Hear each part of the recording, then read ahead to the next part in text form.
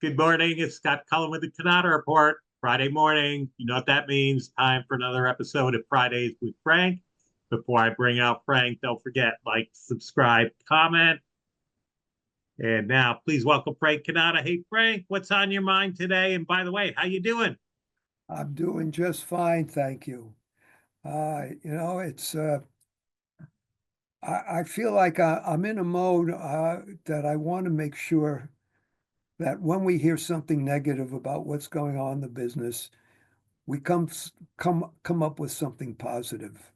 And we came up with something very positive at the POA meeting, which I think should be explored by dealers. Now, what better solution to a problem than to look at what a very successful organization is doing?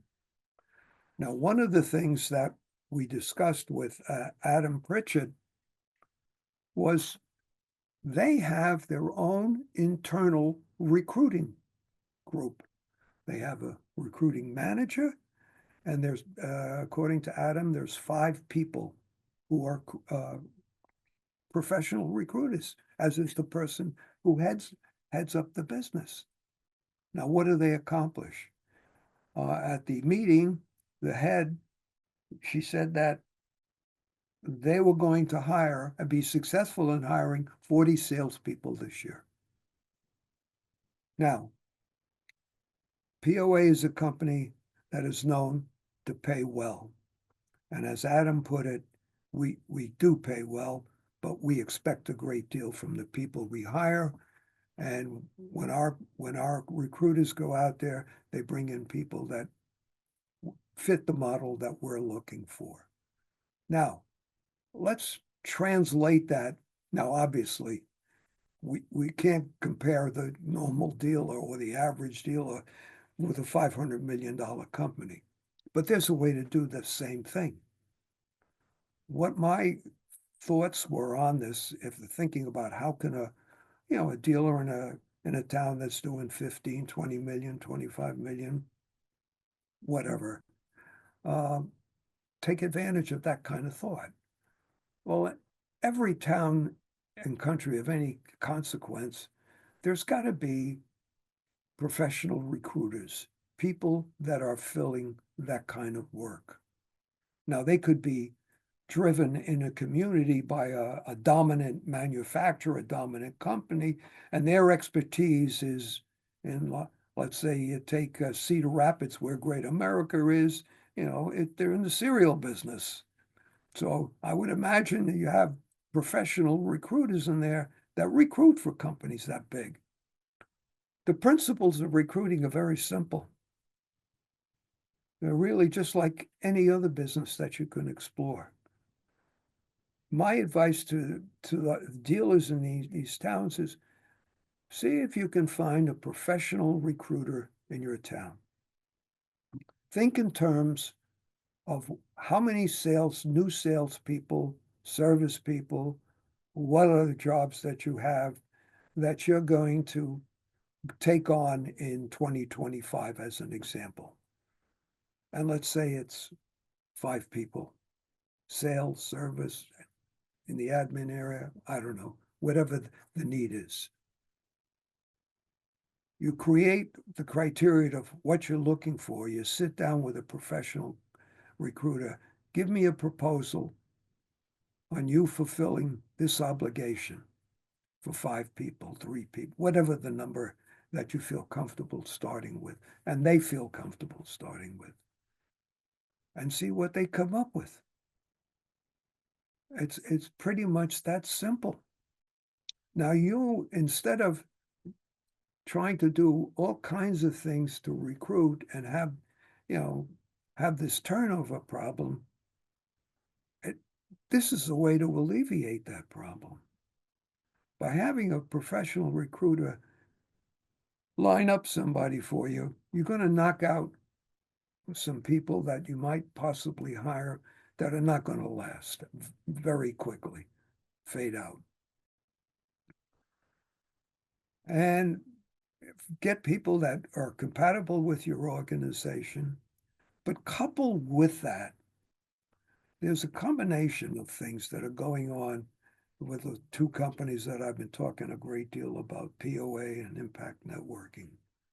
They create an environment of togetherness.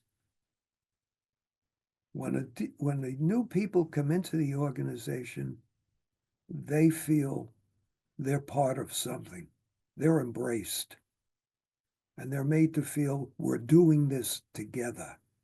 You got to create that environment. You can't run an organization and have everybody doing it the way they like. You lay out a plan, a model as to what ideally you'd like to see in terms of how you approach the customer, how you close the customer, how you set them up, how you follow. Do those things till they become rote. And everybody does this together, and then share with everybody in the business who's excelling and how they're doing it by being together. And don't minimize when you're saying, well, Jane so-and-so, Tom so-and-so, they're leaders, because what they're pointing out is they should point out they're doing what we believe is the thing to do. You have the rest of you have the capability to do the same thing and maybe even better. You got to put in the effort that the leaders did, so to speak. I think it's important. The lifeblood of the business are the people who serve it. You've got to pick up the quality of the. Now, we all know that most of the dealers that we know and love in this business have very heavily tenured sales organizations. They have service organizations, much the same. But they're aging. You've got to bring some new people in, younger people, and also perhaps more compatible with all the technology that is moving at such a rapid pace in the normal course of doing business today, and very comfortable working in that kind of environment. It's really a simple process. I don't think it's complex. In the end, I don't think the cost will be anything to worry about, because it'll produce the kind of benefits that you want. You know yourself, when you hire the right people, what they produce and what they bring to the business, whether it's sales, service, or some other in an IT capacity, whatever. So this is another way to address profitability. I know I thank the people that were kind enough to send some very gracious emails, how much they enjoyed the Fridays with Frank on profitability, and we thank you very much for your kind words. But Scott and I feel very strongly about this, and we're hoping that in the future or going forward, we'll hear more from dealers as asking us questions about what have they got coming next, or where are they going? And we hope we get more of that rather than when are they going out of business. That's my story, Scott.